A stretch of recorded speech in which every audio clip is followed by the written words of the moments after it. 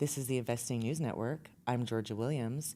We're here at the Vancouver Resource Investment Conference, and joining me today is Jeffrey Reeder, CEO and Chairman of Peruvian Metals, which trades on the TSXV at ticker symbol PER and on the OTCQB under ticker DUVNF. Thanks for joining me today, Jeffrey. My pleasure. It's very nice to see you. Thanks. I was wondering if you could start with a little overview of the company. Okay, well, first, a little bit of overview of how we got here was I've been working in Peru since 1994, and I've worked mainly all over Latin America. I worked in Mexico and Brazil, but in '94 I went to Peru, and I kept on, I made my Latin American base there, and the mining laws and how to work down there is easy, and the Peruvian people are very entrepreneurial and stuff. And some of the people I've been working with in my crew has been working with me for over 30 years. So we were explorers. We drilled a lot of properties off. We found a copper porphyry called the Aguila Norte, or the Aguila property, and that was a copper moly. A big system. Also, my crew found we were the initial people that found the Panaya project now in Ivanhoe Electric, and we've worked in Peru, and we've had joint ventures with Rio Tinto, Rio Alto, Cambior, IM Gold, First Quantum. So we were a prospect generator up to about 2014, and we sold one of our properties, and I realized is that, a prospect generator model, it works if you got a really booming market, but you're always reliant on other people's news. And what I found out was, when I was looking at Peru, and I've been there for such a long time, is that the small miners were the people that were the ones that really flourished in Peru. I mean, there was a new law that came in 2012 that allowed the small miner to start extracting mineral legally and bringing it to permitted toll mill plants. And they had, the Peruvian government had to think about, do we shut down this massive industry of small miners, because it employs over 500,000 people. And yet all these people actually have families and stuff, so you'd be looking at it affects about 2 to 3 million people. So the Peruvian government had to do something.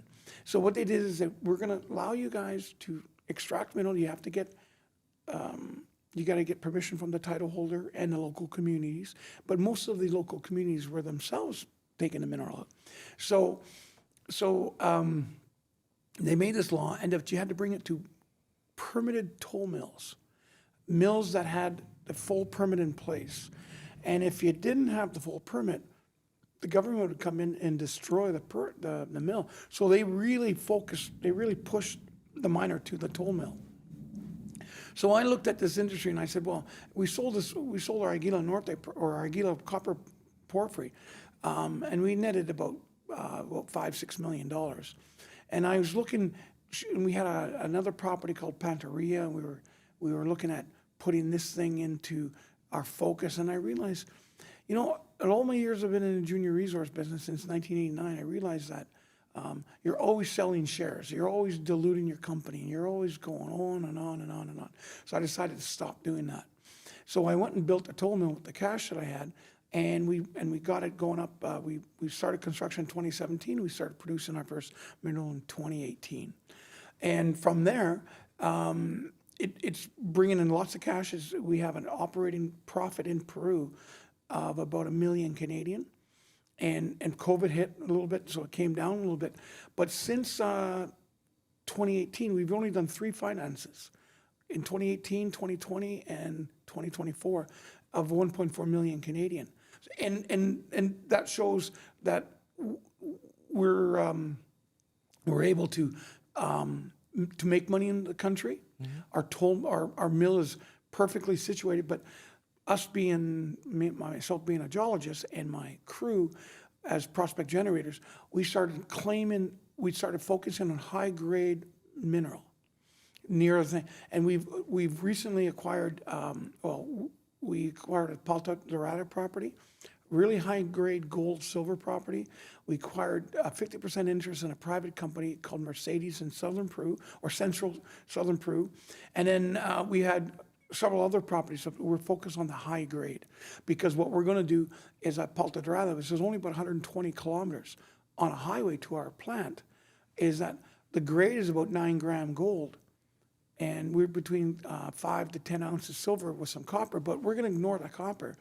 And we're going to be producing gold and silver concentrates.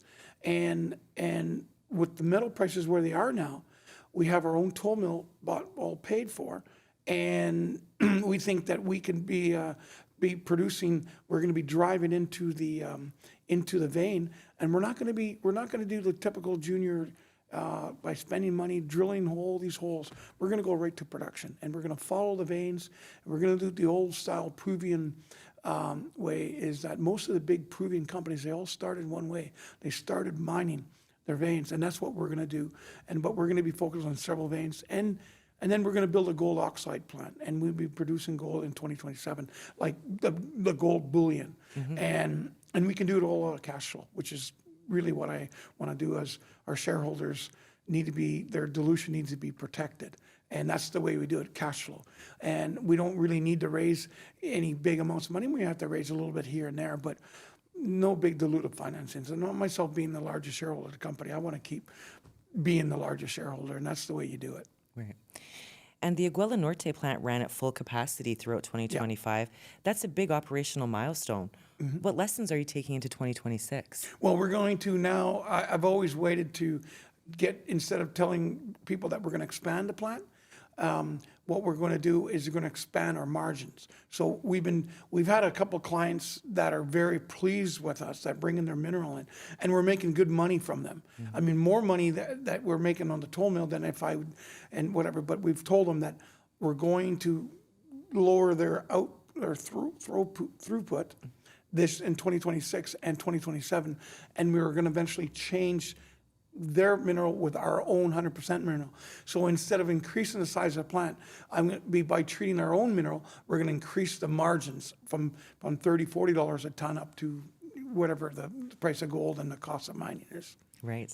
Yeah. And the company is now sharpening its focus on silver and gold. Yeah. What's driving that shift, and how do those metals fit into Peruvian Metals' longer-term growth story? Okay, so for example, we put out some press releases last week, and we're going to get some out like in the late week in January. And one of them was basically when we acquired some of these properties. For the Mercedes property, we acquired it when silver was $23 an ounce. Okay, so we were looking at it, had some gold in it, $2,000, $2,500 gold. So we had to look at it, how we're going to, when we mine it, we're going to make more money per ton at $23 silver.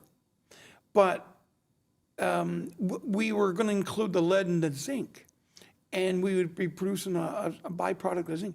But since silver is past $100 an ounce and gold's at $5,000, we've done new metallurgy that we actually ignoring the zinc, and we're making one silver gold concentrate, and with very little lead. And we've increased our recoveries in the silver and gold past 95% by ignoring the other metals.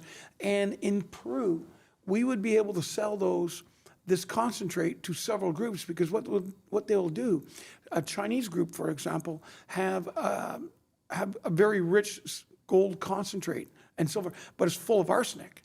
So they could buy our concentrates at 95 cents to the dollar of the value, let's say. And they would blend it with their mineral. Then they can ship it. So we're going to refocus how we're doing the metallurgy. And metallurgy is everything in this business. You can have all the gold you want or copper. If you can't take it out profitably, I become, even though I'm a geologist, I think I'm more of a metallurgist now, because we have been doing these studies, and it's on our Palta Dorada property as well, that we've increased our gold recoveries from 75% to 89% by just ignoring some of the other elements and just focus on gold and silver. And really is that's a gold project. And I think at 9, 10 gram gold, that shows that we'll produce over an ounce of gold in our concentrates for sale in the Peruvian market. But every 3.5 tons of ore we take out of the mine, we produce 1 ton of concentrate. So, and that's going to be very profitable. And our gross metal value at Palta Dorada is about $1,300 a ton, and our mining costs are going to be in the $200-300 range. So we're going to make a pile of money on that.